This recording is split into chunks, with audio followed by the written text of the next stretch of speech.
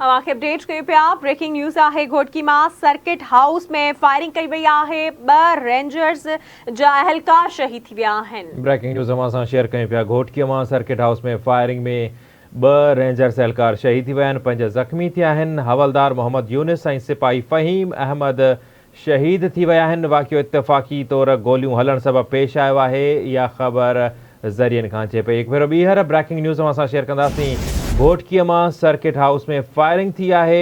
2 rangers एहलकार शहीद थी विया, 5 ज़ख़्मी थिया आहिनि। हवलदार मोहम्मद यूनिस ऐं सिपाही फ़हीम अहमद शहीद थी विया। रेंजर्स ज़रियनि जो चवणु आहे त वाक़ियो इत्तफ़ाक़ी तौर गोलियूं हलण सबबि पेश आयो। अवां ख़बर शेयर कयूं पिया। ब्रेकिंग न्यूज़ आहे। घोटकी मां सर्किट हाउस में फायरिंग कई वई आहे। हवलदार मोहम्मद यूनिस ऐं सिपाही फ़हीम अहमद शहीद थी विया आहिनि।